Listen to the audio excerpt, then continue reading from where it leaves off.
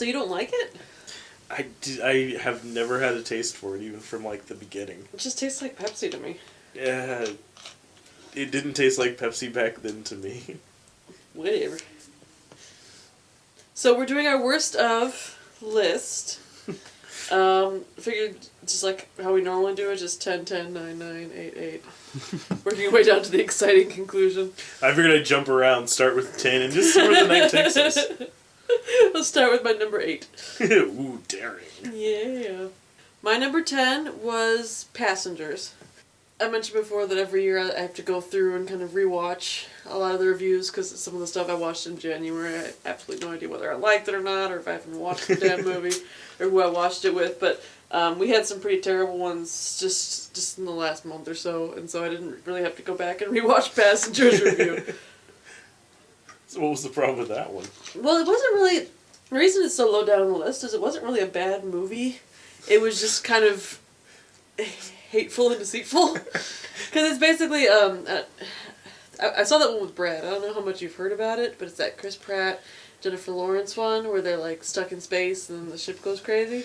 He used the analogy of like, it's like, I'm not going to tell you what it is, but it's something very similar to the movie Overboard.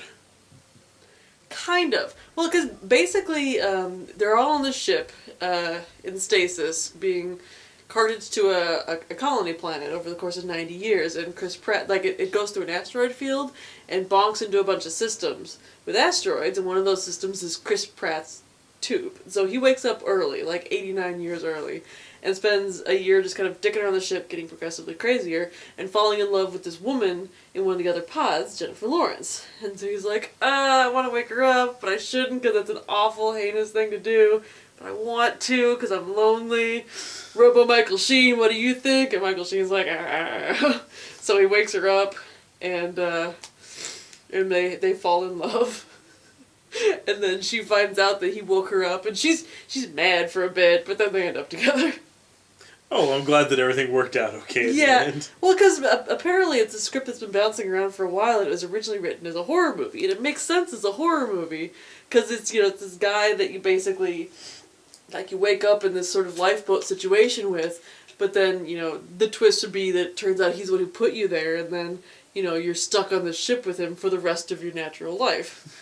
But no, it's played like a romance, and that's what put it on the bottom 10. Because if it had just been like an innocuous space romance with Michael Sheen in it, I would have been fine with it. But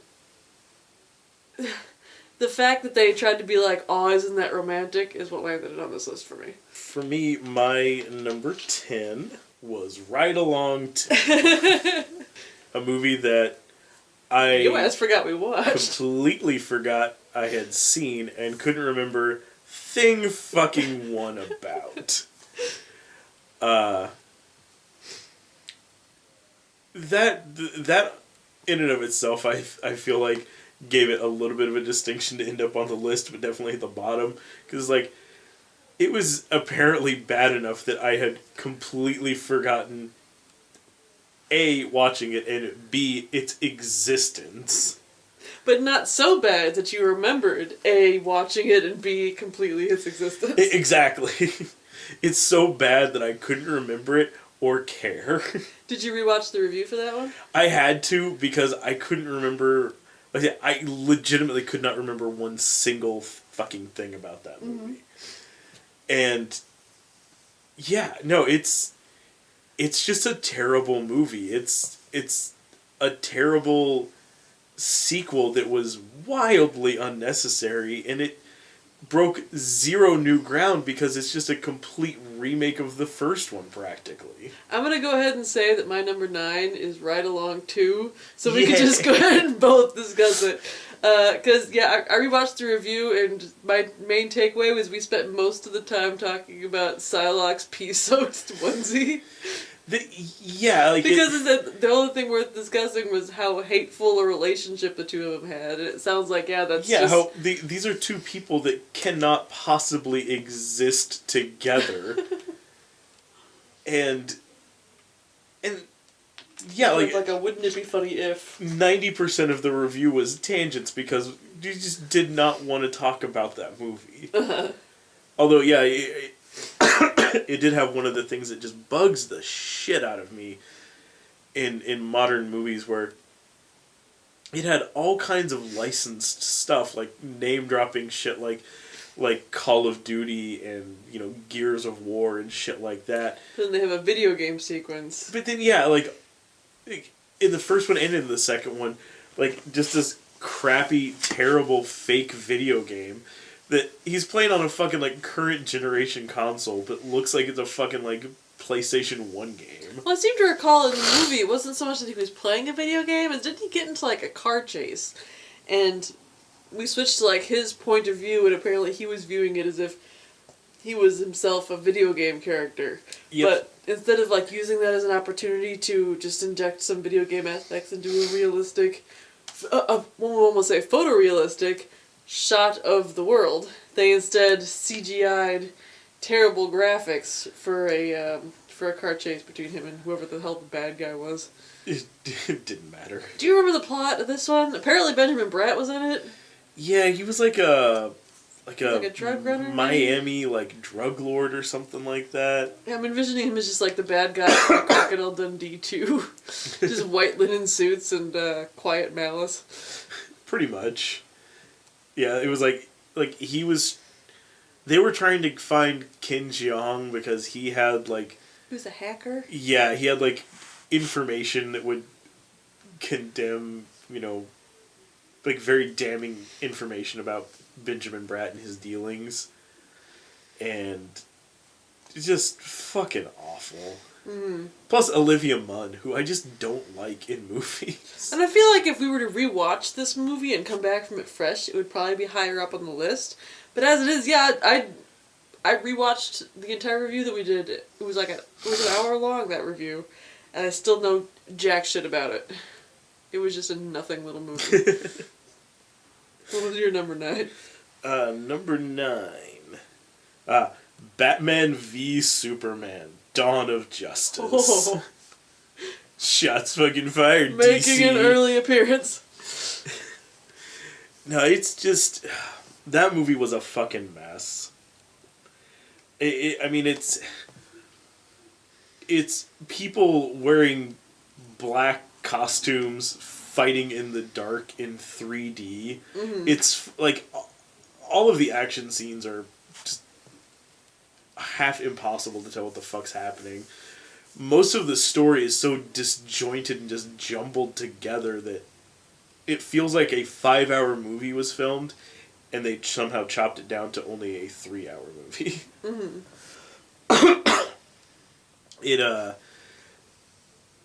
It does no real, like, service to either of the main characters. Affleck does a decent Batman, but it's not a Batman that makes any fucking sense. It's a fucking mess from beginning to end. Fucking Jesse Eisenberg's Lex Luthor is like someone forgot to tell him he wasn't playing the Joker. The fight with Doomsday, it looked terrible, and he just looked like the Abomination from the second failed Hulk movie. It really is too bad, because I like Henry Cavill. He's fine in some other stuff, but in this one he's so fucking lifeless. Mm-hmm. And I think one of the biggest, like... Well, the two biggest, like, slights that the movie does... Wonder Woman is, like, the third main character. She's on all of the promotional materials for it. Like, on some of the marquee stand-ups I saw for it, she was standing in front of both of them, and yet her name is not on the featured, like, title of the movie. Mm-hmm.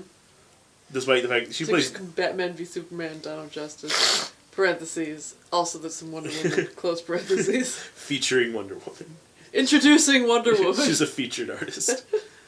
But yeah, like, she's in just as much of the movie as the other two, and fuck, she's the one that like, when it actually comes down to, like, the big fight at the end, she does more of the heavy lifting than either of them do.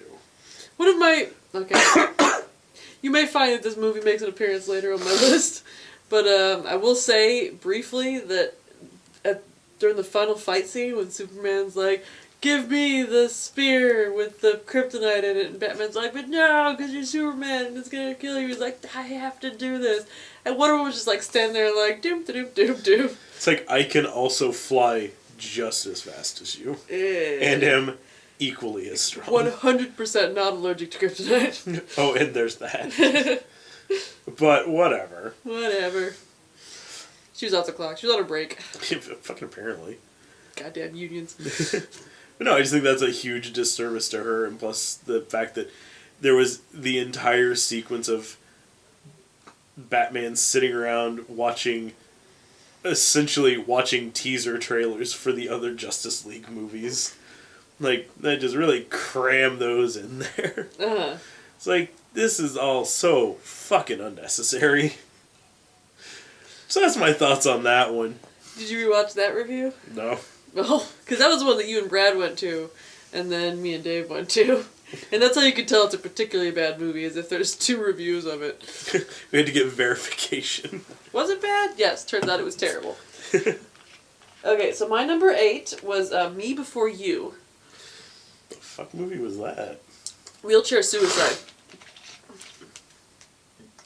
Nope, still not ringing a bell. No? Oh, well then strap in, my friend. So Emilia Clarke and Finnick from the Hunger Games movie are in a romantic Nicholas Sparks-esque movie where she's like she runs a cutesy little girl bakery and she gets laid off, and so she's looking for a job, and she ends up as a caretaker for this he's not paraplegic, but he's definitely he's wheelchair bound, and he's got diseases that make him susceptible to pneumonias and so forth.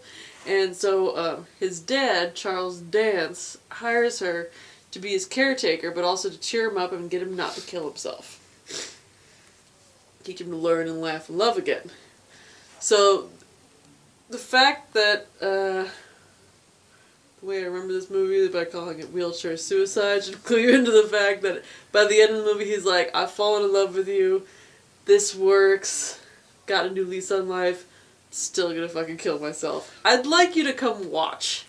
What the fuck? And she's like, but I don't wanna. He's like, fine, I guess you don't love me. So she goes back home, and all of her friends and family are like, you should probably go watch him kill himself. It's the humane thing to do. And she's like, alright, I've learned my lesson. It's what any normal person would So do. they go to Sweden to the suicide complex, and he kills himself. The end. What the fuck? Which is why this movie's on my bottom 10. I've seen a lot of really peculiar movies this year. This was one I saw with Brad after, like, I guess Matthew saw it, and he was like, why haven't you watched this movie yet? And Brad's Jesus like, I don't know. Christ. Doop, doop, doop, Sarah, what are you doing tonight? It's not higher up on the list because it's not a bad little movie. Like, it's got some really, really funny parts, and Emilia Clarke is acting her little eyebrows off. But the fact that the romantic lead kills himself by the end, and not just kills himself, because, like, when I rewatched this review, there were some comments in there like, what, people who with differently abled people aren't allowed to decide to kill themselves? That's not the problem with this movie. The problem with this movie is that it's couched in such a way that they're suggesting that people with disabilities ought to kill themselves. And that's what made it so despicable. That's so fucked up that that's a movie. Which has got really cute little outfits in it. Oh, well that... If you have an extra hour and a half, watch this movie, because it's got some really funny parts. It's got Matthew Lewis in it from Harry Potter. Which one's he? Neville. Oh, okay. Yeah, he plays the boyfriend that her character has, just so she has just like some iota of conflict other than the fact that her wheelchair boyfriend wants to kill himself. Huh. Me Before You.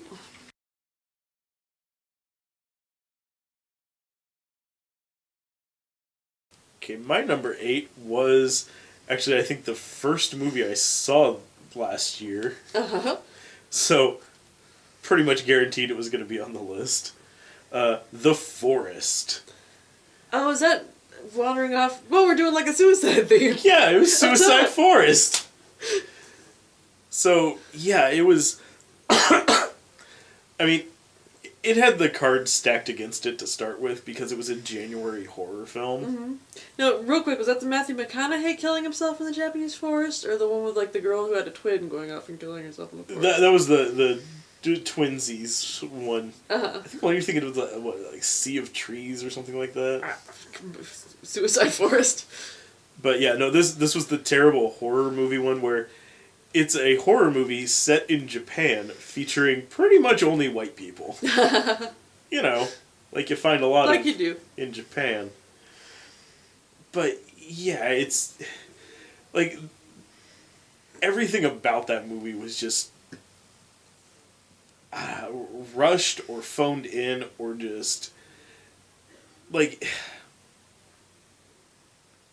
the first few minutes of the movie were wildly distracting because it was just a jumble of shots cut together. Uh-huh.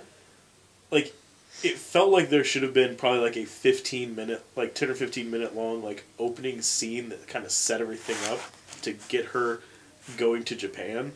And then the studio said, "This is taking too long. Cut this down to 2 minutes." So it's just a bunch of random, chopped together scenes, and they're all out of any sort of sequential order. So it's it shows, her, telling her boyfriend or husband or whoever, it's like, my sister's gone missing, I have to go find her. And then it cuts to, a plane landing at, the airport in Tokyo. And then it cuts back to them having dinner with her getting, the phone call to tell her that her sister's gone missing. And then it cuts to her, taking a cab somewhere. And then it cuts back to them, in bed the night before she leaves to go to the airport. Stop being cute, movie. And then it cuts to her getting dropped off at the airport. So did your sister actually kill herself? No. Turns out she doesn't have a twin. Well, she has Tyler Durdening herself. She has an identical twin sister, Mm-hmm. and she plays both of them through the clever use of one's a blonde and one's a brunette. Uh-huh. But the actress has a very distinct beauty mark and a little scar on her face, Mm-hmm. and so does her twin. Yeah, so it's not just number 8 is suicide themed, it's Game of Thrones actors suicide themed, because that one was Marjorie Tyrell, wasn't it? I cannot remember I thought it was. who the main person in that one was. I'm gonna assume that it was, and I'm right. But yeah, it's just once she goes there, it's just everything is done to make you think that she's crazy. It's one of those kind of movies. Mm-hmm. And she keeps falling for weird stuff that's obviously the forest trying to fuck with her, cause, it's haunted or whatever.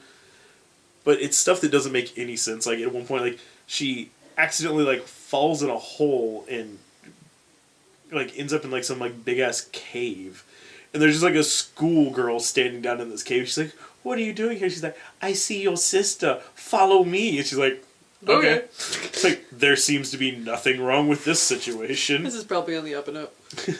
Makes sense. She's down here and knows who I'm looking for, and saw her over there in the corner. So her sister, what was the twist ending? It ends up that her sister, she's convinced the whole time that her sister's dead, and there's these ghosts following her and everything. Uh-huh. And she goes progressively crazier and crazier, to the point she thinks that she's like a ghost has a hold of her, and she starts trying to or she thinks that some creature has a hold of her and she can't get away, so she's trying to cut it up, she's got a piece of glass or some shit, and she's slicing at it to get it to let go. Mm-hmm. But what she's really doing is slicing the shit out of her own arm. Uh-huh. And she ends up actually finding her sister is out there. She just was lost in the woods for a week. Uh-huh.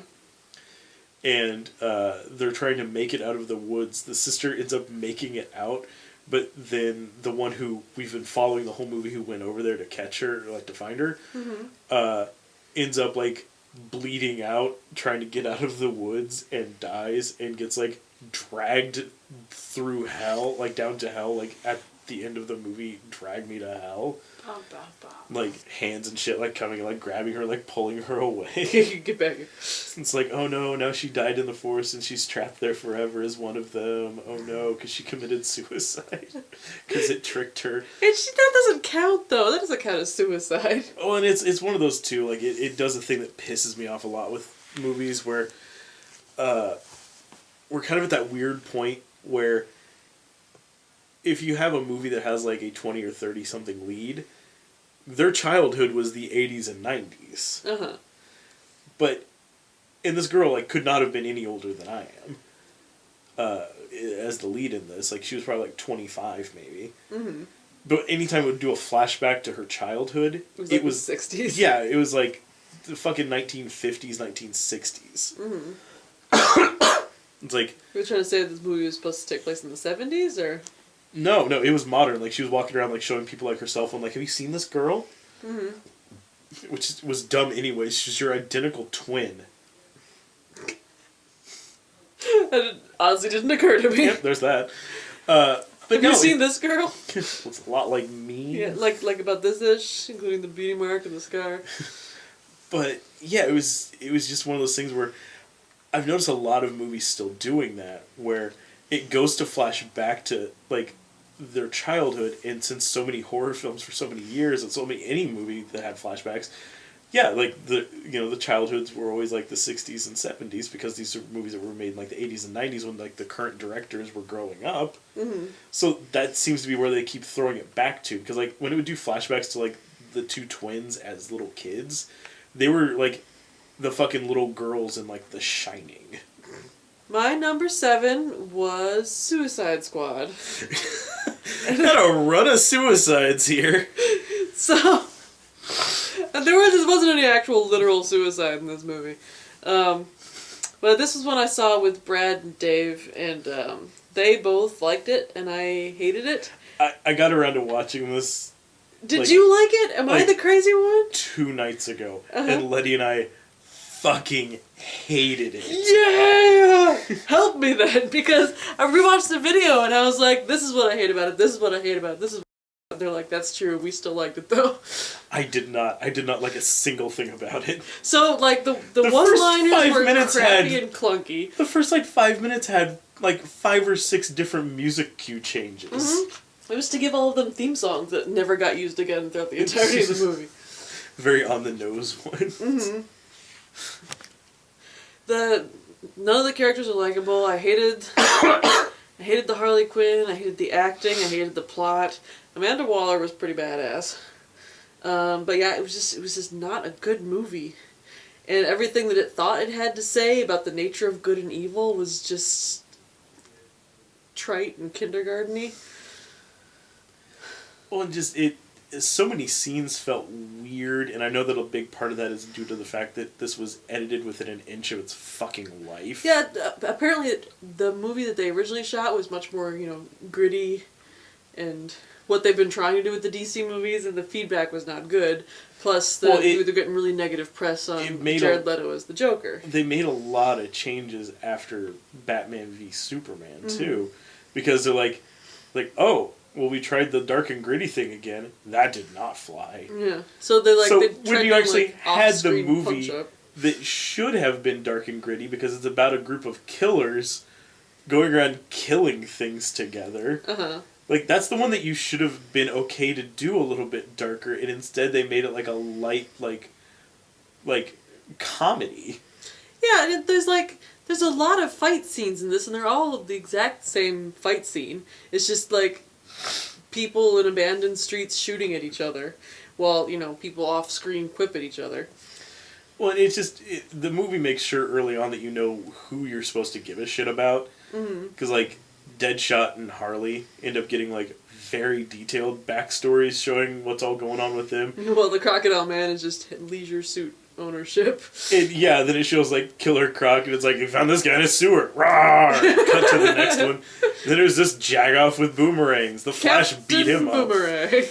And then, like, everybody else just gets like a real quick, like 30-second intro, and then it's not even until they're about to like a half hour in when they're actually going out on the actual mission that like suddenly like, oh, and here's the last guy on the team, Slipknot. I don't even know if they ever mentioned his name on camera. Is he the one that got murdered?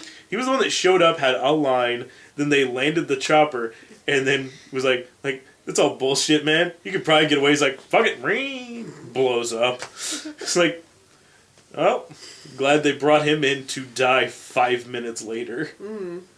Or also the fact that, like, at the same time, they're like, oh, and here's the other member of the team, Katana. Like, she'll be here. Probably shouldn't dwell on that, though. Mm-hmm. This is also the review where I got scolded in the comments because I thought that the vat that Harley and the Joker had fallen into was labeled acid. And I'm like, acid doesn't do that. And everyone's like, no, Sarah, it says Ace Chemicals. And I have to be a little upset about that because I feel like in a chemical plant, you would label it a little more accurately than just chemicals. Well, It's a chemical of some sort. Maybe it's apple cider vinegar. That's probably what did it to me. Yes. Well, my thing was like, okay, so that's supposed to be, because in the kind of retconned way that they've done things in like the New 52 and like DCU, Mm-hmm. it's not just that like the Joker convinced Harley to be crazy and she's like, oh, okay. Like he also like threw her like in the new continuity, he also throws her into like the same batch of chemicals that he fell in, that kind of like make like she's actually like dyed like white now as well, and like her hair is permanently like those colors. But so that's kind of what they were doing with that to show like, oh, that's how she got to that point. But my thing is like, so he jumped in it again. Yes, because once you go, once the chemicals hit you, you're immune to them yes, from now it's on. like the chicken pox. Is It's that like Ace chicken pox. is that Is how what it's actually said hazardous- on the side. Also, what exactly is in that vat? Because you figure like unless they have like 1,000 days without an accident on the big board in the plant, like has no one else ever gotten this shit on them before? I feel like it's just a big open container of chemical. Like no one else has ever like. It's like, oh shit, God, I dropped a wrench. Bloop, splash. Oh no. And then has like a white hand with like pink fingernails. It's like, oh, this is my crazy hand. I'm just saying the hand is crazy. Like, just no one else has ever accidentally touched this stuff. Sprouts ponytails. Gets a little slutty skirt on it. Yeah. Yeah. Pleased to meet you, Mr. J. And also, yeah, the weird way that they were, like, it's like, well, the only other time we've ever had Harley and stuff is when Tara Strong is voicing her either on the animated series or in, like, the Arkham, video games. Uh-huh. She always talks like that, so I guess we'll have Margot Robbie do some weird, like, Mae West thing. I likened her to, in the review, like a Muppet version of Fran Drescher. Because she kept slipping in and out of it, and it was driving Letty crazy. What feel like is she doing? Someone was probably directing her to do that, and then she'd stop if she thought that no one was noticing, until someone told her to do it It's again. like, up. I mean, come on, guys. It's like she's coming across less like, it's like, like a Mae West sort of thing, and more like she's just some like Jersey girl, like, it's like just going for it. My number 7 was the epic flop remake of the epic film Ben-Hur. Ben-Hur. Judah Ben-Hur. Ben-Hur didn't make my list. It was on my maybe's list, but it got knocked out. Yeah, it just, that one, I mean, It wasn't like Citizen Kane bad. nothing is Citizen Kane bad. At Torso Boy 323. But yeah, I was just thoroughly uninterested in that movie for the entire 3-hour duration that it took up. Uh-huh. It's a remake of a classic film, and I don't know why anyone thought that was ever going to work out. like, again, like, I still have not seen all of the original Ben-Hur, and I still don't plan on it. You don't even need to. You see the remake. Oh, exactly. Yeah. It's just like the original, but with more leather, more leather bootcut pants. Suddenly leather pants. Or that entire hour of the film when he comes back and starts dressing like he's fucking Jewish Batman. He basically was Jewish Batman. Joseph in the amazing monochrome dream coat. Yeah. But yeah, it's just... It comes across like... there was an era in Hollywood where a movie like that could be made. And that is no longer. Because, like, just suddenly, like, turning, like... It's like, what do you say? You there, carpenter from Nazareth. It's like... Yeah. I don't know, guys. Maybe do unto each other. But who am I? I'd recommend turning the other cheek, but that's just me. I'm gonna plane this wood here. You know, carpenter of men and all. I'm carpenting. You just keep running into him as, like, some incidental character where, like... It's like... Trying to really weave in, like, it's like, really? No one remembers in the Bible, like, all the times that it mentioned Ben-Hur? Like, it's like, stop putting him in here. This is not part of the Bible story. Well, too, it wasn't the, like, the little zealot that was staying in Ben-Hur's house turned out to be, like, the, one of the... Oh, he ended up, co-crucified? Yeah, he was the thief who, You know his name. who turned away from Jesus. It was like, this is all fucking bullshit. Dismas. Yes, because of Uncharted. because of Uncharted. He wasn't the penitent thief. He was the jerk thief. And I don't know his name because he wasn't in Jesus Christ Superstar. Wah, wah, wah, wah. Wah, wah, wah, wah, wah. I never even think of Jesus Christ Superstar. I always just think of Jeepers Creepers. It's basically Jesus Christ Superstar. It's making fun of the movie version where they all do actually wear those big onion hats. And there's a scene where... Because they're Pharisees. Yes. And when they go to see the King of the Jews, he's just like floating on an island with like little round John Lennon glasses. See, in Jeepers Creepers Semi-Star, it just looks like they're on their way to Burning Man. There's like a bus full of people. There's a scaffold built out in the desert because, I don't know, we need something to dance on. What should we do about our boy Jeepers Creepers? He's not all that good, but he's not all that bad. I would have rather watched that for 3 hours on a loop. Rather than that than Ben-Hur, you mean? Yeah. I tend to agree. Where they're like, it's like, oh, it's an action movie. Where it's kind of like Gladiator and 300. But also the Passion of the Christ. Yeah. And like a whole bunch of just like rowing, and then a whole bunch of just like trading horses in the desert. Did not like. Did not need to be 3 hours long. Oh boy, it didn't. I didn't realize I'd seen so many bad movies this year, but like Ben-Hur didn't make my list, and Allegiant didn't make my list, and that movie was fairly Spoilers, bad. what if people thought that was your number 4? Oh, my bad. My number 6 is actually Alice Through the Looking Glass, which you didn't see.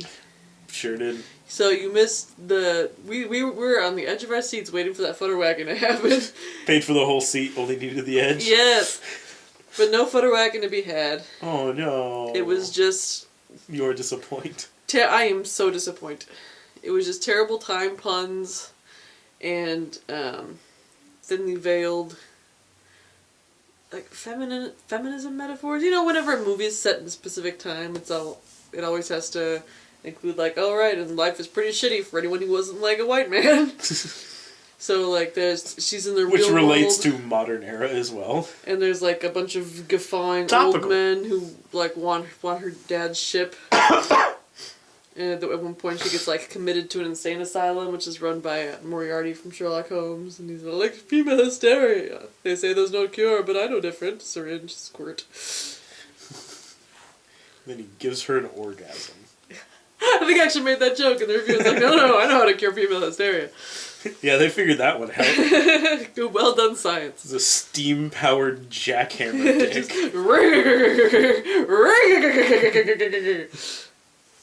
And it goes in the mouth? No, I'm going to put it on the tip of your nose. That's how you test a vibrator. And then you make them kiss. Yes. But Sacha Baron Cohen plays like the Duke of Time, and he was pretty good in it. But past that, it was just Johnny Depp making faces, and My favorite style of Helena movie. Bonham Carter like making faces, faces. and Anne Hathaway making faces. It was just like the longest goddamn movie I've seen this year, and I saw Ben-Hur.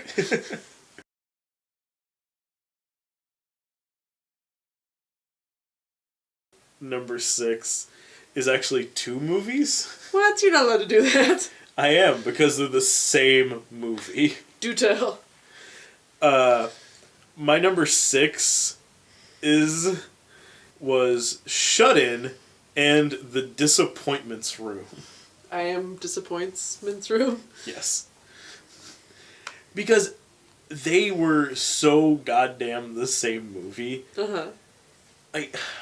Both of them were, I mean, they have different flows to them, but basically both of them are a middle-aged white woman living in a big-ass house with her kid, and through the course of the film, the mother keeps going progressively crazier and crazier because she thinks the house is haunted, only to find out late on into it that it's not haunted at all. It's just a terrifying tale of the horrors of mental illness. Okay. Like, in both movies, they're like very damaged women who should be on like antidepressants, and they aren't. And so they start going very like slowly crazy. So is this like an Armageddon Deep Impact sort of situation where... Yeah, pretty much. Like, you know, like one of those movies where it's like, like year where you have like Armageddon Deep Impact or Leviathan and the Abyss. Like it's almost the same fucking plot. Mm-hmm. And both of them were like let's take an actress who maybe we haven't seen in a few years. Disappointments Room was Kate Beckinsale and. Oh, I just saw her ass. In Probably a lot of it. Blood Wars. Yeah, she's the mother in Disappointments Room, and Naomi Watts is the mother in the other one. In both movies, like they're in like some insane house, completely isolated from the nearby town type situation, and both of them keeps thinking that they're seeing like crazier and crazier and crazier things and losing their minds. And no, it just turns out that in both cases, these are women who should have been on some sort of medication and they just aren't taking. Mm-hmm. And they're losing their fucking minds. So in both cases, like, it's a ghost movie that ends up having no ghosts in it. But an odd thing is both movies also, with no sort of problems, steal scenes directly from The Shining. Both of them. Like, Disappointments Room has a lot of shots of, like, the little kid riding, like, a big wheel around the house, like, down, like, the big-ass hallways they have before, like, something spooky happens. In Shut-In, they actually do the scene where she tries to, like, her son ends up being, like, the person who's haunting her the whole time, and he's just being a dick. Sorry, go ahead. It's a weird situation. But she ends up trying to trick him into thinking that she's escaped the house by opening the door, running out and around the corner, and then walking backwards through her footsteps to make him think that she ran off this way, and then the track ends. It's insane. Like, there's a lot more comparisons between the two. Like, if you watch it, you'll see them all over the fucking place. But yeah, like like I say, it's just odd that both of them have, like, oh, let's cast a middle-aged white blonde mother and her kid alone in an isolated house where they think they're being haunted, but it's just a harrowing tale of mental illness. And also, let's inject it with scenes stolen from The Shining. Like, there's even a scene where in Shut In, Oliver Platt realizes that something's wrong in the house, races from like city to city to get to where she's at, runs into the place, and immediately gets attacked and killed. Mm-hmm. The same as Dick O'Halloran in The Shining, where he's like, oh no, Danny's in trouble. Flies there, gets a snowcat, drives all the way out there in terrible weather, runs in, and as soon as he gets in the hotel, choppa with an axe. That part bummed me out. Like, exact same fucking scene. Mm-hmm. So, just kind of... they are so fucking the same movie. It's like they had the same... it's like they had the same outline, and they handed it to two different writers, and they just barely branched off from each other. How close were they together release date-wise? A month apart, maybe 2. That's bad planning. Yeah, and it was just... It's like... As Brad and I were watching both, like, we watched the Disappointments from first, and then as we were watching Shut In, like, this seems awfully fucking familiar. Uh-huh. So they were bad, though. Yeah, both of them are terrible, because they both, like, all of the scares are just, like, dream sequence scares and shit like that, where, like, none of it is ever really happening. Mm-hmm. Like, at least in Shut In, there was actually someone trying to kill her at a point. But in the other one, it was, the whole time, all of it was completely imaginary in her head. There was never any danger except for her, because she was seeing things. Because she was so far off of her fucking meds. And it seems like the sort of thing that you could do well if you did it well.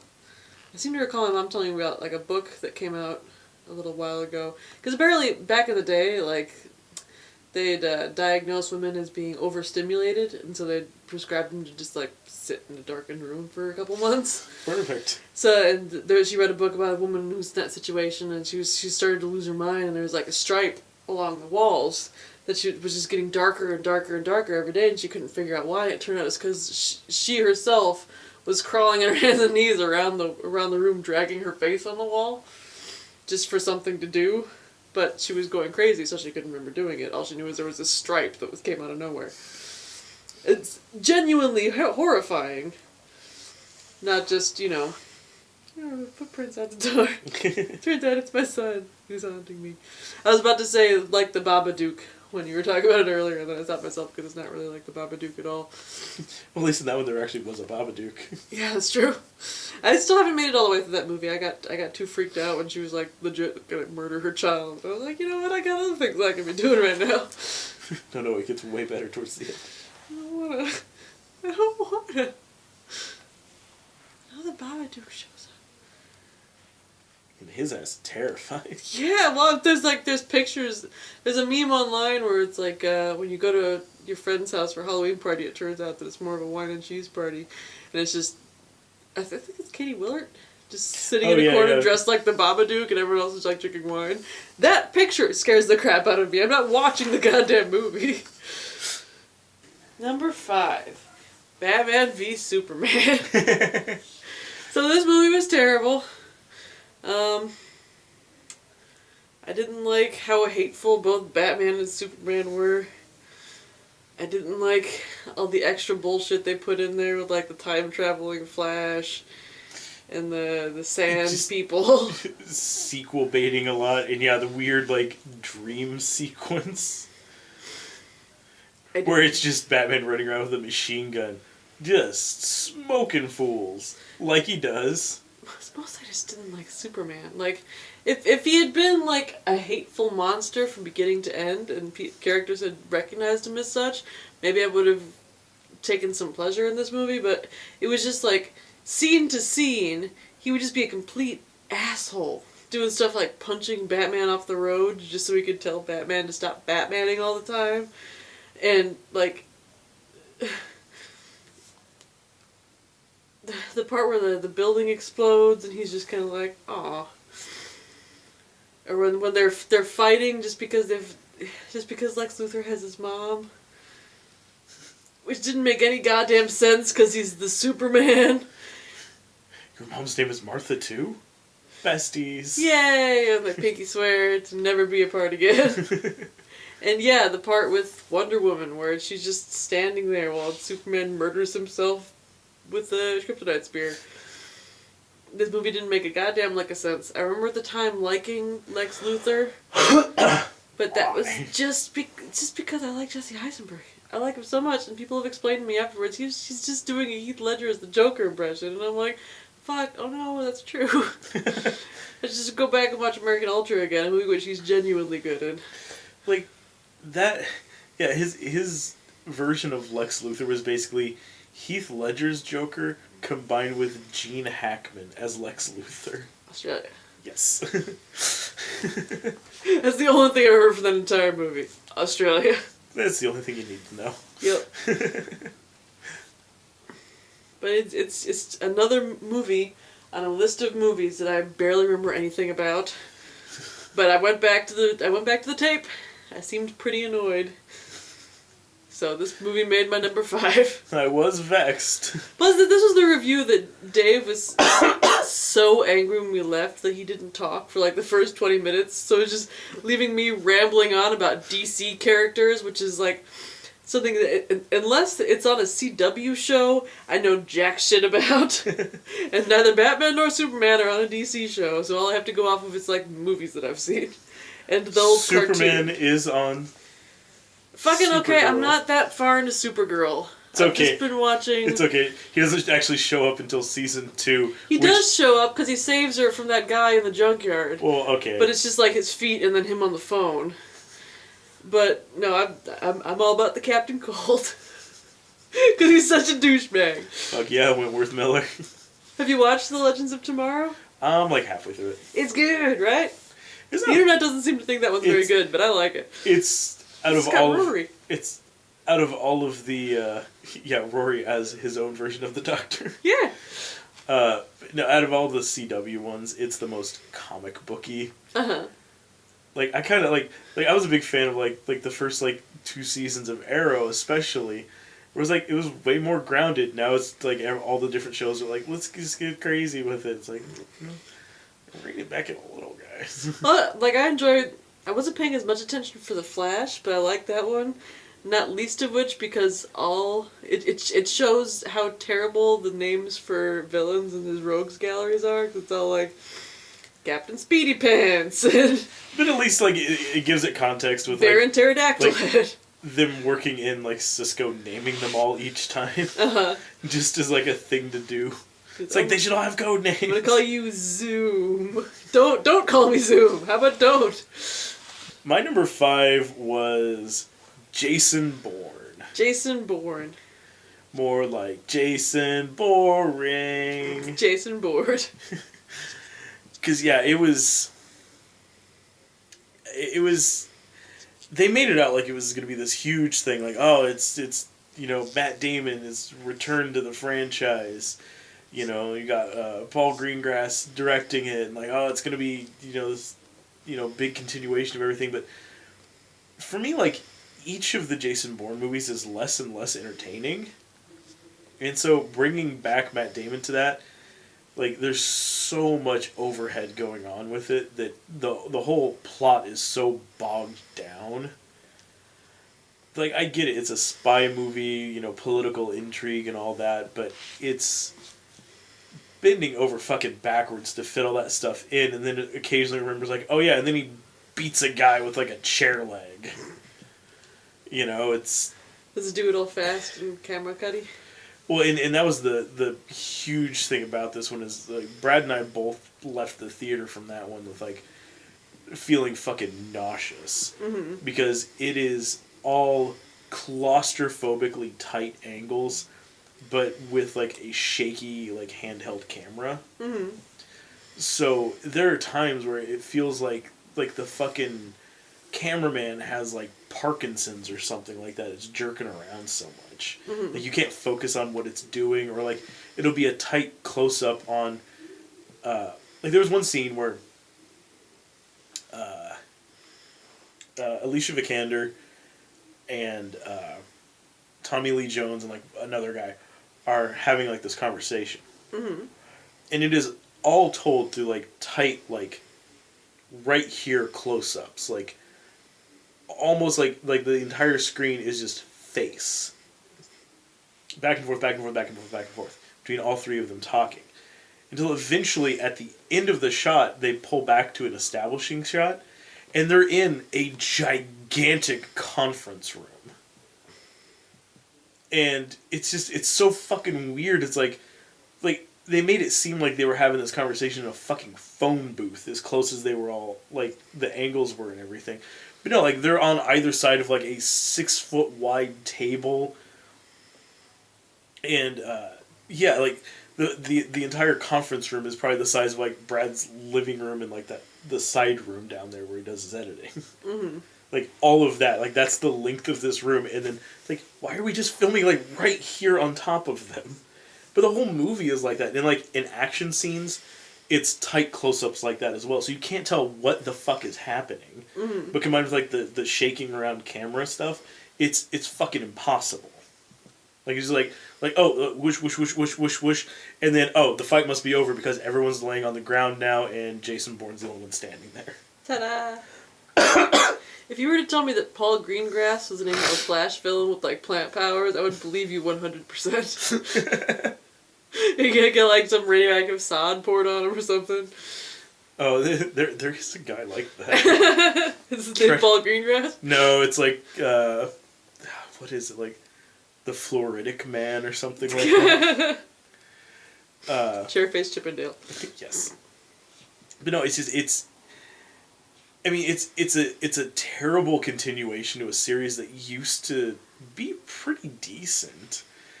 And it just, like, you could feel like the whole time it just felt like it was really, really, like, stretching the premise thin at this point. Like, they need to just do a reboot because it's so top-heavy with everything, like conspiracy on top of conspiracy that it's almost fucking impossible to tell what's happening. Mm-hmm. And like I say, combined with, like, the camera work, like, it was nauseating. Like, we both left, like, feeling like we had fucking motion sickness. I think Film Brain went to it in 3D and said that he, like, was, like, legitimately ill afterwards. Uh-huh. I hate movies like that. Because it's just, you can't fucking keep up with it. Mm-hmm. And, like, really quick, fast motions in 3D doesn't work out very well anyway. But yeah, there were entire sections of the film where you couldn't even tell what was happening because it was all, like, quiet stuff, like, while people were, like, back and forth, like, doing spy shit, and they were just texting things back and forth. Mm-hmm. But it was a moving... Action-packed. But yeah, it was like a moving camera, so it's like, oh, like, he'd get, like, a text on his phone, and, like, he'd hold it up, and it's like, okay. And then he'd turn and look and then, like, go off some other way. Like, I guess he told him to go up the stairs. I have no fucking idea. What's the background on your phone? It's like a... It's just all blue and red 3D stuff? Oh, yeah, it's images that have been anaglyphed. Uh-huh. That was the Do you lion. have a pair of 3D glasses that you can wear and look at it? Nope, I just leave it like that. Be all ghouly. No, that one was, like, the lion statues in front of, like, the what is the... The Lion Museum.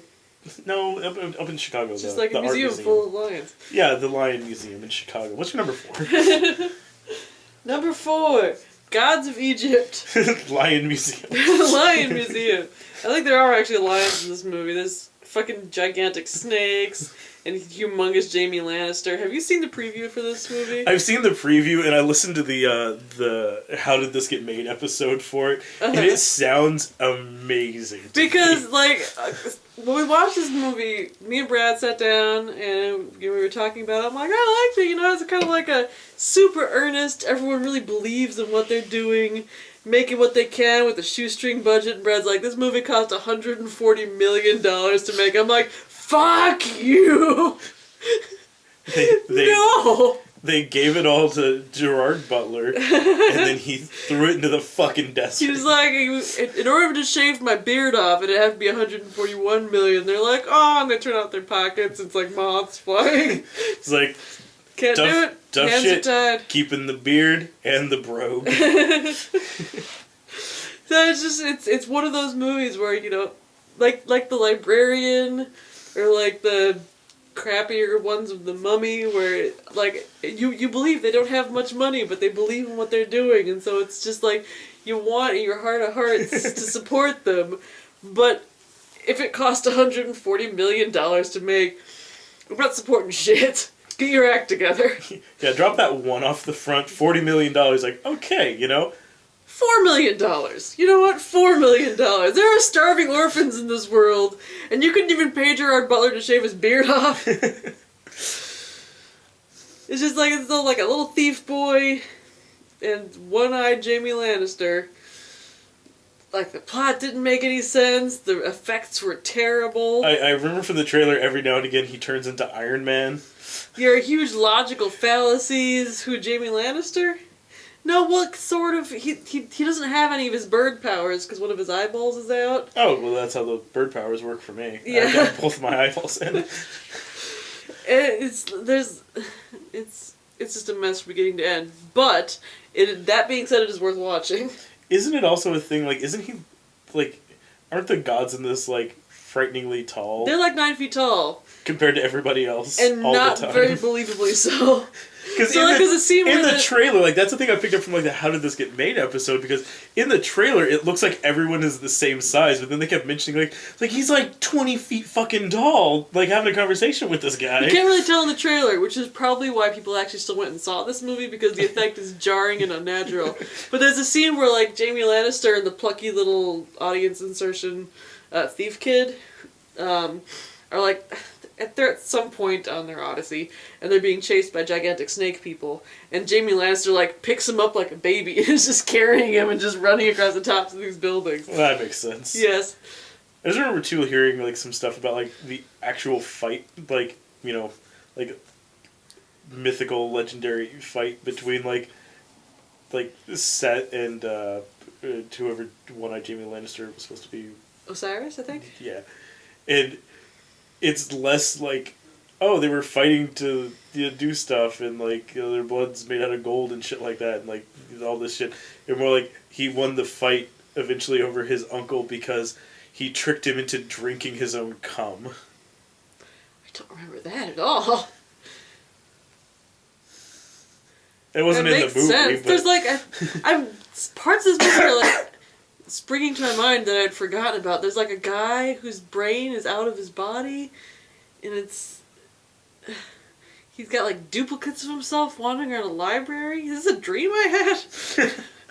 Shit, you're stroking out on us. Come back. And there's, there's a good British actor who's playing, like, the moon, and he's just, like, stuck in a green screen room just paddling the moon across the sky. I'm trapped in this green screen prison. Yes. Okay, well, maybe I'll just rewatch the movie, but yeah. Well, I plan on watching it at some point. Well, let me know when I can come over and be like, oh, there's the brain guy. That's what I was talking about. What do you got? So that was your number 4? Yes. My number 4 was Boo! A Medea Halloween.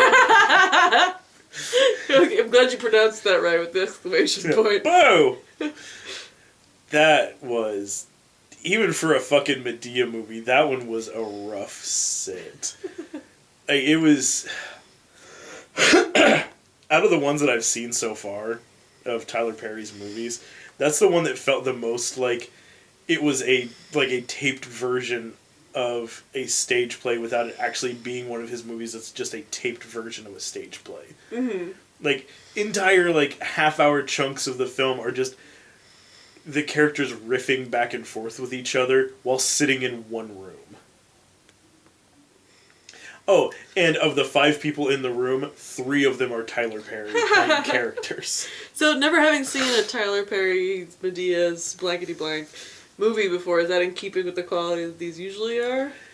It was somehow less capable than some of his others, and some of the others have huge errors in, like, camera work, where, like, suddenly in the middle of a frame, like, in the middle of, like, a sentence, the camera would just, like shift around, or, like, suddenly, like, zoom in and out from somebody, like, did they just fall asleep? And, like, well, that was the best take we got. I was that worried that we as the audience were falling asleep, and so they wanted to kind of, like, jostle. Like, in the last one that I saw, that, the Medea Christmas... Is that the one with Larry the Cable Guy in it? Yeah, and Alicia Vitt. Uh-huh. And she's in several different scenes, and this movie takes place over the course of, like, a week. And in every scene she's in, she's wearing the exact same clothes. Oh, no. So, all of her scenes were filmed on one day. And they just thought, like, yeah, nobody will notice. The sun went up, the sun went down. It's like, she's still wearing the same, like, shirt with birds on it. She will always be, to me, well, either her character from Dune or her character from Cecil B. Demented. Like, oh, rear entry! Aw, Cherish. Perverts, I need your hardcore help! She's a delightful scamp. Yep, sticking gerbils up her butt. It is her way. But yeah, Medea Halloween was... Yeah, it was just...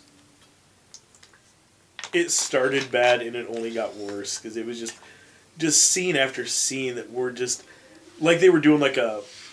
Like one of those like... Just vamp. Do like 5 or 6 different takes. You know, like see what you got. And then they thought, well, these are all gold. So... Let's use all of them. The whole thing. So there's like towards the beginning there's a like 5-minute long scene of Medea and one of her friends just mocking some fat kid to his face. Were there many jump scares? No. If you're gonna have a movie with an exclamation point in the title, you should at least have like a black cat jump out of a cabinet at somebody. No, at a point like these college frat boys start trying to piss with them. This is after rapper Tyga shows up to perform a very edited version of Rack City. The boyfriend of Kylie Jenner. So these frat boys start messing with them, like dressing as clowns and like hiding in the house that they're in. Uh-huh.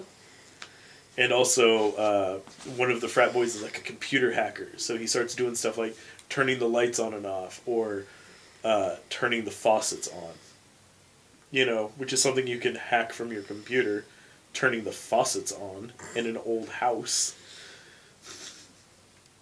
Maybe he hacked a robot that was just off screen, turning the faucets on and off. But it was fucking terrible. Plus, out of all like faucet from Futurama episode, all of Medea's friends, all of them are either Tyler Perry in makeup, or another woman who's clearly not an old woman, but just wearing old lady makeup so that it's funny when she's like constantly like twerking and shit like that. But out of all of them, there's only one person who is actually an old black woman. Mm-hmm. Or it's Tyler Perry. Yes. Yeah, he's been acting because he's so deep undercover. It's like Serpico. It's just like he takes up the wig and there's like gray curly hair underneath it. He's like, no. Hey, Mr. Mayor.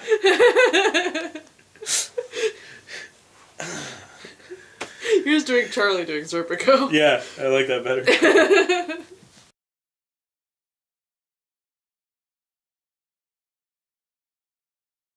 Number 3, Collateral Beauty. Collateral Damage. Collateral Damage is a movie I wish I had seen, but instead I saw Collateral Beauty. Are you familiar at all? Brad was filling me in about this one, which...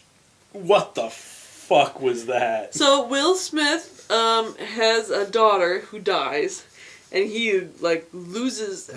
Excuse me. Wow. I burped in grief over Will Smith's dead daughter. He loses his will to live, sort of, and, like, he's not running his company or taking care of himself. He's just, like, sitting in a dark room, staring into the middle distance when he goes home every night. When he goes to work, he's just, like, building these, like, intricate domino setups and then bonking him over again. And the co-owner of this company, Ed Norton, his best friend in sympathy and empathy, decides I'd better trick him into looking mentally incompetent so that I can sell his company out from under him. You know, and like a best friend would do for you. Exactly like a best friend would do for him. Like, you know, if I felt that, like, it's like, I don't know, guys, like, Brad's not putting out enough videos. I'm gonna trick him into thinking he's fucking insane so I can take over the website. No. If Brad was so stricken with grief that he wasn't turning out episodes, wasn't bathing himself, was just sitting in a room, we brought him food, he would just leave it to molder. And we said, we should probably trick him into looking emotionally unstable to lawyers so he can sell his website to the highest bidder. And he'd thank us for it in the second act. So he's written these letters to Love, Death, and Time to be like, fuck you, fuck you, fuck you, my daughter's dead. And so he hires... Does Sacha Baron Cohen reprise his role this time? God, I wish! No, it's it was an actor I wasn't familiar with. He actually did an okay job. Was it Michael Pena? I don't know. Latino guy? No, it was Michael. He was like a friend of Ed Norton and Will Smith's, if he was in this movie. He had the kind of multiple myeloma where you're perfectly fine, you just daintily cough blood into a handkerchief every once in a while. The kind of cancer that you're okay with. Yeah, he's just dying, but off screen. When he's on screen, he's fine. But no, it was like a young black fella, with like, mouth. kind of like pretty lady lips, if that makes sense. Where it kind of looks like he's wearing lip liner, but he's not. Anyway, and then Helen Mirren, and then Keira Knightley as Death and Love. And so she's Love, actually. Yeah, she is Love, actually. Well done. We didn't make that joke. Cha cha cha. This is why you should have come. You should have come watch Collateral Beauty with us. Just so you could bomb in, make that joke, and then be like, bye! He drifts off into the woods. Travis Crabtree song playing. So they hire these actors in a community theater to play these avatars of the concepts that he'd written to, and then they're gonna film him yelling at them, and then edit them out of the footage, and then show the footage to a judge, and the judge would be like, "Oh yeah, he's screaming in the street. Surely he can't run a company." This seems like an awful lot of work. It is an awful lot of work, and work that wouldn't even work, because first of all, there's a scene where he's like screaming at Helen Mirren and like, "You're Will Smith and I'm Helen Mirren and is the lady with the video camera." So I don't know in what universe you'd be able to edit my ass out of that footage, but it surely wouldn't have. Surely no universe that I live in. And then there's the footage where like he's yelling. It'd be nice if there was like a shot where like, and then the two of them get on a tandem bicycle. Well, no, because like when he's yelling at the little time guy, the time guy's like on a skateboard, and at one point Will Smith picks up the skateboard and just like throws it, and in the footage he just picks up a random skateboard and just throws it. It's like, where did that skateboard come from? Where are you purporting that skateboard came from? Well, if they're editing him out, maybe they'll edit something back in where it's like oh no, and then he grabs like a raccoon. He grabs like a handful of walkie-talkies and just throws them. Anyway, so take that, E.T. Well, what's really shitty about this movie is, first of all, it's like it's totally cashing in on the whole like dead babies are super sad thing, and then like the twist endings. Yeah, that old chestnut. Yeah, there's two twist endings, and both of them make you go, "Oh fuck you." The first is that it turns out that they actually are the physical embodiments of Love, Death, and Time. Who are posing as community theater actors. Who happened to get hired by people who needed someone to represent them. Yes. Fuck you. And the second one is there's like a love interest for Will Smith in this movie, and as he's kind of like getting a little bit better by having these conversations with Love, Death, and Time, he's going to this support group called Littlest Swing, that's run by this lady, and like she's also lost a child, and she's like, my daughter's name is Olivia. She died of like this rare disease. What's your daughter's name? He's like, I don't want to talk about it. She's like, oh, that's fine, And so like they go out and they have dinner and stuff, and she's talking about how her and her husband got divorced because like 79% of all couples that lose a child end in divorce, and they try to make it work, and she's still in love with him. And when they broke up, he wrote her this note that said like, my dearest wish is that we could be strangers again. And then at the end of the movie, yeah, you're making a face like you can see where I'm going with this. At the end of the movie, it turns blood in the water now. Turns out that Will Smith is her husband, and they've just been like play acting this weird, cruel scenes at each other where they pretend not to know each other, and she's talking about her daughter, and he's like, I don't want to talk about my daughter. And then they get back together, and they're walking in Central Park holding hands, and then they walk under the bridge, and there's Love, Death, and Time, like, yeah, hello, Force Ghosts, and he's like, you guys are okay. What the fuck? Yeah, and like Will Smith's wife is talking about how when she was in the hospital waiting for her daughter to die, there was a lady sitting next to her, and she told her like, "Oh yeah, my daughter's dying," and the lady said, "Okay, well, don't forget to notice the collateral beauty in this situation." And she said, it really touched me. It was a meaningful thing to say to me in that moment. Not a terrifically cruel thing to say to you in that moment, which I feel would be the case. But then at the end of the movie... Like, remember, to cherish your daughter's untimely death. Yeah. And live on the rest of your life without her. Turned out that was Helen Mirren, too. Why not? Because fuck you, collateral beauty. And that's my number 3. Helen Mirren was there, and Keira Knightley walks in as the candy striper because it's an act of love as well. Yes. Because she loves candy. And then the black guy gets there way too late because poor timing. He just shows up in like the bizarre time costume that Sacha Baron Cohen's wearing. Alright, my number 3 is The Brothers Grimsby. The Brothers Grimsby. Which was one of the most fucking terrible movies I've seen in a while. Speaking of being tricked into drinking cum. Like, Sacha Baron Cohen does a lot of weird fucking movies. Mm-hmm. But somehow this one felt beneath him. Like, it's just, it tries to... It feels like it should have come out during that era when, like, Austin Powers was coming out. Mm-hmm. I feel like that's kind of what they were going for.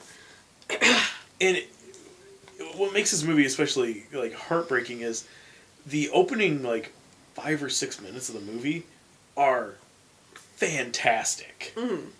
Because it's... Like Mark Strong. Well, it's Mark Strong, but it's all, like, this, like, constant motion, like, first-person view. Like, you're watching the whole action scene from, like, this, like, camera contact lens thing that he's wearing. Mm-hmm. And, so you're watching, like, all in first-person view this entire opening action scene. And it's really, really good. Because that part was basically, like, planned out by the guy that would eventually do Hardcore Henry. Mm-hmm. Like, he kind of planned that out, and then he's like, actually, I could probably make a whole movie out of this, so he bailed, so they're like, well, we're just going to use this still. Mm-hmm. So watching it is like, that's a really cool action scene. And then the rest of the movie is just insanely bad dick jokes. So, like, at one point he has to, like, suck the poison out of his brother's dick. Well, it's, like, in his leg, but it's being recorded, so it looks like he's sucking him off. Uh-huh. Oh, no, like, it's in, like, he gets shot in, like, the ball. Uh-huh. And, it's, yeah, everything in this movie, like, it feels like, honestly, the whole movie felt like a movie like The Transporter, plus, like, a raunchy sidekick. Like, it felt like there was a legitimately decent action film, Mm-hmm. but then this terrible, like sophomore humor, like, dick and fart joke movie just got, like, mixed in with it. Like, the fucking, that dish in that episode of Friends. Oh, the trifle? Yeah, where it's like mashed potatoes, peas, ladyfingers, pudding, mashed potatoes, gravy. No. It's a ladyfingers, jam, custard, more ladyfingers, bananas, custard, beef sauteed with peas and onions, ladyfingers, whipped cream. And that's how this movie felt. Like, it felt like it was trying to be both at the same time. It just kept going for, like, really fucking bizarre moments. Like, there's a point where they're on the run from some guys, and they're out in, like, the fucking, like, the savannah in Africa. And they have nowhere to hide, so they find an elephant and crawl up into its vagina. I feel like... And then that elephant gets fucked royally by another elephant who ejaculates gallons of cum all over them. Meanwhile, it's showing them inside this elephant's vagina with just giant elephant dick like ramming them. I feel like it's written by someone who doesn't understand how a vagina works, even an elephant vagina. And then it fills up with cum, and eventually they spill out in a tidal wave of elephant cum. It's like a 10-minute sequence. Mm-hmm. It's the whole thing. At the end, they stop some fireworks that are laced with poison gas, or some like deadly neurotoxin that will spread and kill everyone worldwide at the World Cup finals. Uh-huh. They get all of them disarmed except for like 2 of them, and there's no way that they can stop them, and they're gonna go off, and there's nothing they can do to help contain the gas. So they and they're like these big like canister like fireworks. Uh-huh. So then what they do to solve the problem is they drop their pants and jam the firework tube in their ass. Why? Well, because then the gas will just be inside of them, and it'll be contained. It'll save everyone at the soccer finals. Do they then die a horrible deaths? No, it launches them like 30-some feet into the air, and then they follow, and then it cuts to them like in the hospital afterwards. If like, it launched them, then they didn't contain the gas. well, it was still the propulsion from the firework going off, but it inside of them. But then they fall and get a bunch of broken bones, and then it cuts to them in the hospital, like all up in like these weird like casts and everything. And the whole time during the sequence, there's like this constant like hollow whistling noise going on, and eventually it turns out it's because like their gowns kind of flap up, like they're kind of in like these stirrup things, and their gowns kind of flap up, and it's because they now have gigantic gaping buttholes, and there's a fan in the room, so it's blowing past them as it whistles across their giant gaping buttholes. And this wasn't a horror movie. Surprisingly, well, body horror, I guess. Yeah, it's fucking awful. You poor thing. But Mark Strong was good in it, and it had Scott Adkins for like a scene. Who's he again? King Ed Glazer. He looks like Ed if Ed was like super huge and swole. Oh, okay. He was like the king or something in one of the Hercules movies we watched, so we've just been calling him King Ed Glazer ever since. Yeah, fair enough. Number 2. Bad Santa 2. Is number 1 Bad Santa 1? No, I've never seen Bad Santa 1. How was Bad Santa 2? Bad Santa 2 was Bad Santa 2. It was, the Sarah in the review described it as like Bad Santa, but badly and awkwardly. Because I say that I haven't seen Bad Santa 1, which isn't technically accurate. I've seen parts of it, and the parts that I remember are like, him making friends with a little boy, and him playing like a bank heist and getting like double crossed, and him I remember a having, lot like, of him being drunk and the fat kid making him sandwiches all the time. Yeah, the fat kid grows up to work at a sandwich shop. Oh, that's fitting. But he's like deeply autistic, or like a mental handicap or something. He's just the movie doesn't really explain why he's acting how he's acting. He just acts really. Well, that's kind of how the kid acts in the first one. Is just Yeah, like, but this is he like seems like he's got like a problem, but he's just like maybe he's just an awkward kid. But apparently they just went with it. He's just. As the movie would say, he's retarded. And then the first one, it's a lot of like them picking on each other, and the second one, it's mostly just him picking on Tony Cox, and Tony Cox being like, "Man, fuck you." Like whoever wrote the second one hates little people, or hates Tony Cox specifically, and like He seems like he would be a total dick in real life, though. Well, so maybe this whole movie was just a plan to talk shit about Tony Cox and put him in like the worst positions imaginable. Because it's not just that, he's taking a run at some like big lady, and the big lady's like, "No, I don't date little people," and then she goes over and she fucks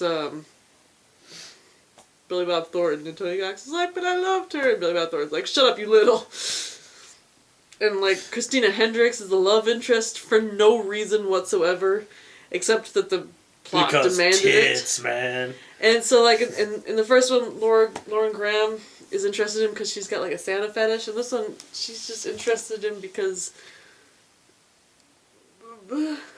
she's like a successful businesswoman that runs, like, a charity and is a genuinely nice person, but used to be an alcoholic in her youth, and he's like, how about you fuck me? And she's like, no, okay. And so then they fuck in an alley. And she's like, we're never doing this again. He's like, whatever. And then the next scene, she's like, okay, let's go have sex in an alley again. And the movie, so that none of the stuff that happened in the movie was for any particular reason, other than to progress the plot in a shambling semblance of the plot from the first one. I've seen several of those this year. And it's the kind of comedy movie that's unforgivable in that whoever wrote the jokes doesn't actually understand how comedy works. Oh, good, because that's a key for comedy. Yeah, so it's kind of like someone impersonating like a foreign language without actually knowing how that foreign language works, so they're just making noises similar to the noises that are made for that language.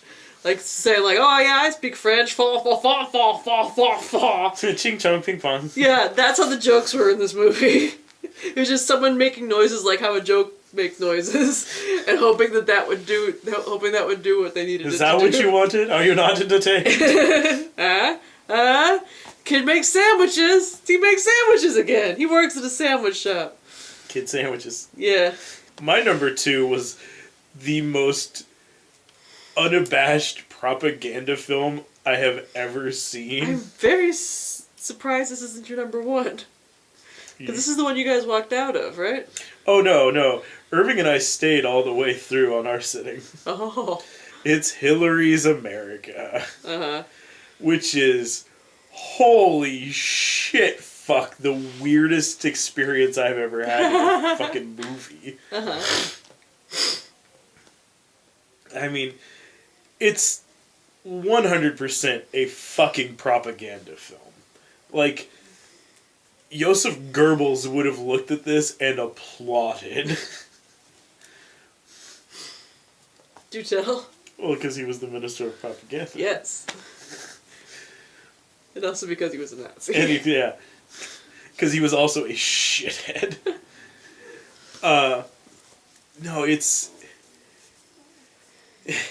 The movie is Dinesh D'Souza trying to explain why he was framed by the liberals and sent to prison for a crime that he did commit. What crime was that? Was the crime loving America too much? That and campaign finance fraud.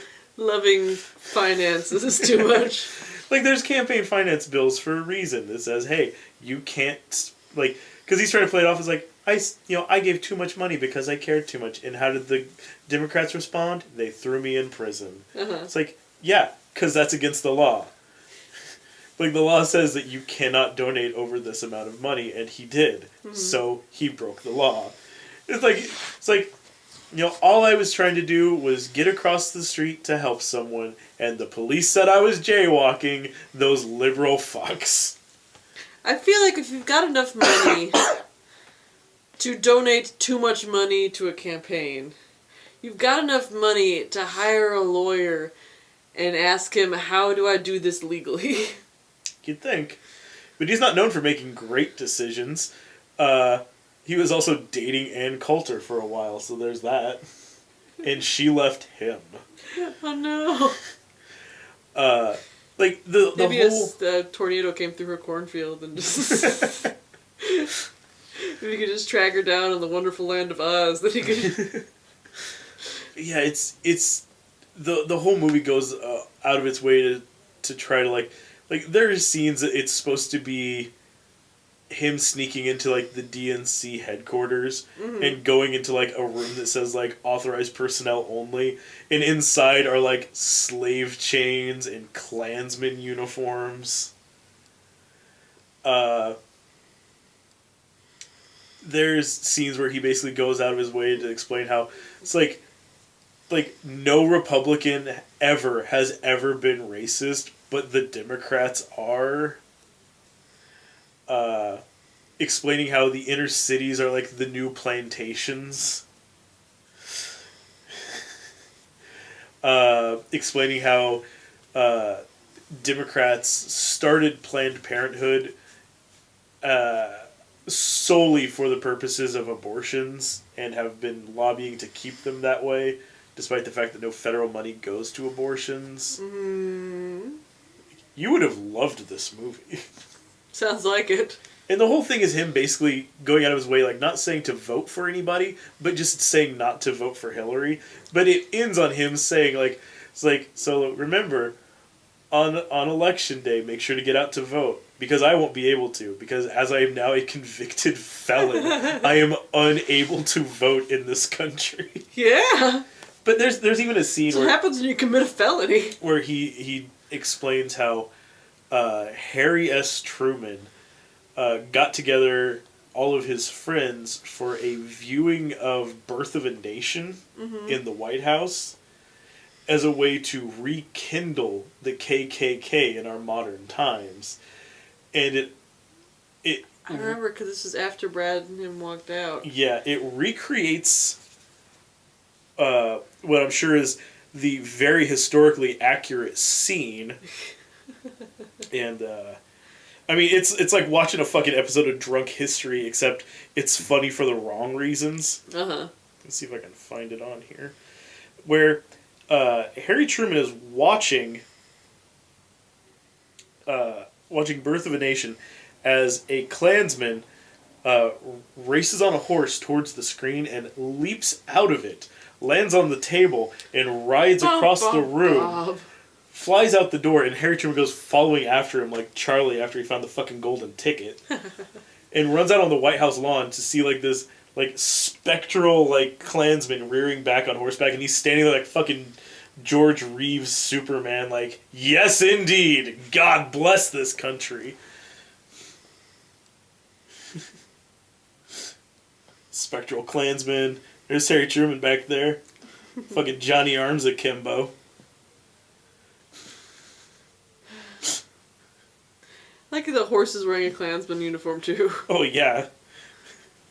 Oh no, it's a ghost! It's a ghost horse! It's fucking insane. Like it's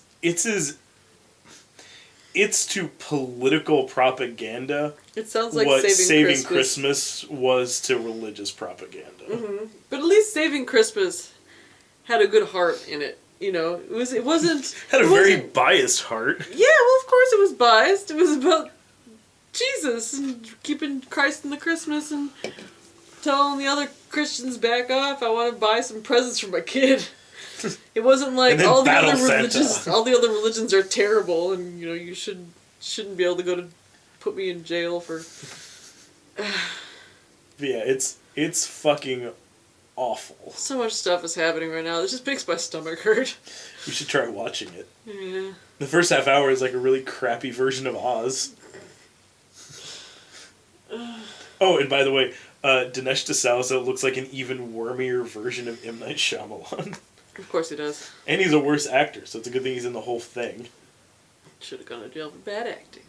I think no. Now I'm depressed. No, I haven't even seen the movie and I'm depressed. What's your number one? 50 Shades of Black. I look at my phone like I can't fucking remember. I had my list written out and I was like vacillating. I was like moving stuff around, and here at the top, 50 Shades of Black, number one with the bullet. It was a movie I watched at the beginning of the year, in January, around January 15th. It was interesting as I was going through watching these videos since I had a baby in October. And so basically watching Sarah get like chubbier and chubbier in the face, like go through like tired and sort of gaunt, and then chubby in the face, and then definitely pregnant, and then tired and gaunt. And 50 Shades of Black was right around when I got pregnant. And so, like, at the end, Sarah's like, I've got a message for December, Sarah. This movie was terrible. It belongs in the bottom 10. And Brad's like, do you think she'll make it this far into the video? And I'm like, probably not, but if she does, this will be a special treat for her. I was like, thanks, Pasteur, I got a special treat for you. You're like a day pregnant. The first thing you ever did with your daughter was take her to see 50 Shades of Black. Off to a great start. So when I went to see this movie, I thought, okay, well, this is going to be zany and probably in pretty poor taste, because I've only really seen the first the first Scary Movie. The first one and the second one, which were, zany and stupid, but kind of fun, and so I thought, okay, it couldn't possibly be as bad as 50 Shades of Grey, it'll just be, like, dumb. Oh, but no, this is after Marlon Wayans decided to branch out on his own with a haunted house and a haunted house 2. I think Marlon Wayans must have, like, been some woman must have done something to him to make his brain this way, because this movie hated women in a way that I haven't seen a movie hate women in a while. Because it's basically... That'll be funnier in a minute. Okay. Because, like, it's basically he's playing Christian Grey, and it's got, like, real adorable. The girl who played Shelby in New Girl is, like, the Anastasia Steele character. And it's basically just her getting shit on for an hour and a half, because... Like actually, I feel I should ask. She probably actually got shit on at one of the cutscenes, but like they're talking about how terrible she smells, and like there's a scene where she's got like an outie belly button, and he's like, that's disgusting, it smells like shit, and then they cut away and she doesn't have an outie belly button anymore. What's weird though is to kind of jump in on that is I haven't seen the second Haunted House movie, but the first one. Like 90% of the jokes in that are about how terrible his wife is in that movie. Yeah, he doesn't like women, I don't think, because there's two female characters of note in this movie. There's Shelby from New Girl, who's basically just shit on and berated for the entire thing, and then there's her roommate, who's a big fat white girl dressed like a super stereotypical 90s black girl and talking in like a super stereotypical black girl accent about how she sucks all the dicks. And neither of the characters are particularly flattering, and Shelby is, I say in the video that she reminds me of Anna Faris in the Scary Movie movies, in that she's a real sweet game comedian, just having horrible, horrible things happen to her and trying to put a nice face on it. There's a Magic Mike scene where he's got like a micro penis. There's a scene where there's like that they're making fun of the scene in 50 Shades of Grey where like her guy friend is trying to like muscle up on her and Christian Grey goes over trying to stop him, but instead he's like, hey, they're hurt me way. There's a scene where he's like in the hardware store, and he's got a bag of zip ties, and he's like looking it at her lasciviously. There's a scene where he's giving her a spanking, and he's just breaking chairs off on her ass, and she's like, oh, ho hum. Although at the end of the movie, she just beat the crap out of him. Just how 50 Shades of Grey should have ended. It really should have. Like, if that movie had ended that, I'm going to have to watch 50 Shades Darker when it comes out, which means I need to read 50 Shades Darker so I can live tweet it. But in a strange way, kind of looking forward to, because I had a lot of fun live tweeting the book when I read it. But I feel like I'd watch 50 Shades of Grey 5 more times before I'd ever watch 50 Shades of Black again. Because even as a parody movie, it was disjointed and terrible. Like, you know, like a good parody movie, like your Robin Hood Men in Tights, or your Airplane, where, yeah, there are scenes that don't make a whole lot of sense in the context of the movie, but they're few and far between, and for the most part it forms like a cohesive plot and works as a standalone movie. This is neither of those things. Fantastic. This is just like, his character will like change from like cool and suave and coy to like, bitch, you crazy! With like a cut of the camera just because of how he wanted that character to be portrayed for the joke that he was making at the time. It was like watching the dailies for it. If he was like, okay, let's try the character like this, let's try the character like this, let's try the character like this. Like, I like this take and I like this take. Like, those are different. It's like, Nope. No one's gonna give a accents came and gone. And it was a January movie, so I wish that I had more specifics to cite, but I remember hating it. And I remember being kind of nauseous when I left, thinking like, did he go through like a bad divorce or something? Because, like, you know how when you watch Indiana Jones, The Temple of Doom, and you can kind of tell that the directors were going through divorces at the time from the way that Willie's portrayed? It was like that times a million. What's your number one? My number one is a movie that thinks even less of women than that one. Ooh.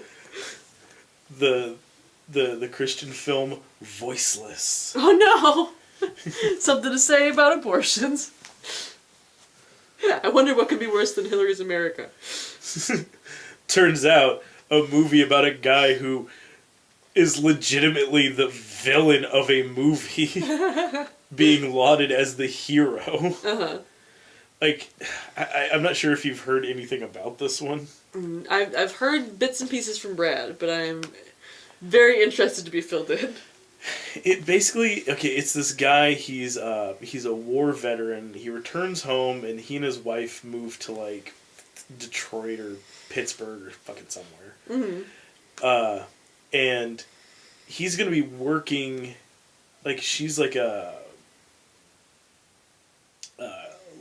counselor or something like that, and she's gonna be working with this church that's right next door to the building that, like, they're living in. Mm-hmm. Like, the church, like, put him up in, like, this apartment. And he finds out that directly across the street from the church is a, like a family planning center. No. And he, like, it's like, how can you just let them, like, have that building? Like, how can you let them, like, operate here? And they're like, it's a thing. Like, you know what they do over there? Abortions! They're killing babies, man! And it's just this guy getting more and more unhinged about the fact that there's, like, this, like, clinic across the street, which, according to their sign, offers, like, free STD testing, monthly checkups, like, full run of anything that you might need for your reproductive needs, Mm-hmm. and also abortions. Mm-hmm. And he's just insane. Like, this guy keeps getting more and more unhinged. Like, he keeps trying to go in there and, like scaring people out of, like... And like, he's touted as the hero of the movie? Oh, yeah. Because it's his godly duty to help save them babies. And is he going to take the babies and raise them as his own? I don't fucking know. But he's, like, growing more and more frustrated with the church because they won't step in and do anything. He tries going to, like, the city planner's office to try to get, like, their business license revoked. Mm-hmm. They're like, well, what are they doing? Like, well, they're doing abortions. They're like, which are legal. Like, the entire movie seems almost more pro-abortion. Well, not even pro-abortion, like, pro-life. Uh-huh. Because it's calm, reasonable people trying to explain to him that it's perfectly legal what they're doing. Mm-hmm. It's letter of the law. Yeah. And he's just being unreasonable. Like, well, why? Can't you close them down? Like, no. Do you have a grievance to file with them? There's nothing I can do. Like, they're a legitimate business following the law. Mm-hmm. Go home. And, like, he ends up, like, one day he's going, like, onto the church grounds to, like, open up, like, the gates and everything. And there's this girl, like, standing there. And she's like, I don't know, I found out I'm pregnant, and I don't know what I should do. And he launches into this huge fucking pro-life, like, tirade. Mm-hmm. And scares the shit out of her enough that she runs across the street into the clinic. Uh-huh. And then he finds out, like, a week later that she had the abortion. Like, he keeps going in there, like, asking, like, I need to know about this girl. She's, like, this tall brunette. Her name was, like, Ashley or something like that. Like, we can't give you someone's medical records. This is insane. How can you not tell me? It's like, because she fucking can't. It's illegal. And then he finds out in the newspaper a couple days later that after the abortion, like, she killed herself. Uh-huh. And then goes to her funeral. At which point, like, one of, like, her family members is like, oh, thanks for coming by. Like, how did you know our sister? It's like, oh, I only met her the once, like a few days back. Like she came by the church that I work at, and she was really conflicted about getting an abortion. And I tried talking to her. Like, you're that fucking nut job that basically convinced her to go in there and then guilted her about it to where she committed suicide. And, like, the whole family starts, like, yelling at him at this funeral. It's insane. But it starts getting to the point, like, the movie is filmed like it's like an episode of, like, The fucking Wire or, like Taxi Driver. Like, he's getting more and more unhinged in, like, a fucking Travis Bickle kind of way, to where it legitimately seems like he's gonna blow up the clinic. Because they mention, like he's a former, like he's an Iraqi war veteran, like, you know, proficient in all this shit. And, like, he tries, like, going over there, like, to the point, like, harassing people enough to where the cops show up and, like, arrest him. And he starts fighting the cops. And he doesn't understand why no one is wanting to, like, jump to his aid in this cause. At a point, he goes there and starts harassing this one woman and basically convinces her not to get an abortion. So her husband beats the shit out of her. And then she decides to, like, go back the next day to get the abortion or something. And, like, the guy goes across the street to, like, talk her out of it, and the husband shows up, starts waving a gun around and shit, like, threatening to kill him, like the cops show up and then shoot him dead in the street, and he's, like, looking at the people who run the clinic, he's like, you fucking did this. You. It's like, no, you did this. You unhinged psychopath. And it keeps escalating more and more. It's just fucking insane. The way that it keeps, like, the way it depicts him as, like, this, like, soldier of God's army, it, like I said, it more comes across as, like, it's a very, like if you showed that to someone and said this is a pro-choice film because here's how crazy pro-life people are, they would 100% believe you. To the point, like, at the end, like, they end up like doing, like, this this protest in, like, the middle of the street, like, blocking traffic to keep people from going to the clinic. And the clinic, like, employees are standing across the street, like, eventually, like, I don't know, like, I guess we're gonna have to close for the day. And they're like, yeah, we did it, yeah. It's like they're gonna, like, reopen tomorrow. Like, at the end of the film, nothing gets resolved other than, like, he gets this, like, minor victory because he gets them to, like, stay closed for a day. But its treatment of women, like, there are entire scenes where he is explaining women's rights to women, but not to them, to their boyfriends. And like, him and the boyfriend are having a conversation, and the woman gets to weigh in on none of it. Like, even to the point where, like, this girl's like, it's like, well, I can't have this baby. Like, me and him, like, we're not financially responsible enough to handle this. I live with my mom, and she said she will straight up kick me out. He's like, yeah, but you need to have this baby. It's like, well, what am I supposed to do after that? It's like, I don't know, live in a shelter. When eventually some old Irish woman who lives in the building agrees to take in, like, this gangbanger and his pregnant girlfriend. It's fucking insane. Like, if you really want to see a movie that will, like, take your, like treatment of women in movies and tip it over the edge, this is the one. Oh boy, I was looking for something like that. I know, right? I woke up this morning, I was like, you know what I need? To be so angry that I'm kind of gut sick. It's like, I need a movie that not only fails the Bechdel test, but destroys it and sets it on fire. Aborts it. Like, at a point, like, his uncaring, unfeeling wife is, like, considering leaving him because he won't... She wants to get an abortion. He won't let her. No, because years earlier, when they weren't in a responsible enough position, they both agreed and had an abortion. And she doesn't understand why he's going so fucking mental on this. Like, it's consuming his day-to-day life. It's like that episode of Sunny where where Mac and Dennis decide to live in the suburbs. Uh-huh. Like, just getting more and more crazy. Like, what'd you do today? It's like, stuff. Hung a picture. Took a while to find the stud. Like, that is how this guy is progressively through this movie. Mm-hmm. To the end where he's basically just, like, standing in the street yelling in people's faces. Like, even the church, like, threatens to kick him out of the church. It was like, you're being too fucking much. Uh-huh. So that's my worst of the year. Voiceless. Yeah, it sounds like you've seen worse movies this year than I have. Because 50 Shades of Black was bad, but it wasn't that bad. It weren't that bad. It weren't that bad. That weren't no man. That weren't no man. What's the second half of that? It's like, what'd you say? Oh, that wasn't a man. So that was our bottom 10.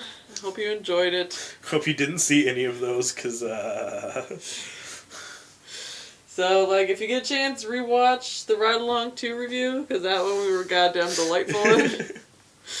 But for the most part, these were just bad movies. This was a bad year. Yeah. It was a bad year for movies, and it was a bad year for implications. It's all, like, terrible to women, terrible to the differently abled, terrible to poor old Superman. Or people with mental health issues. Yeah. Fuck 'em.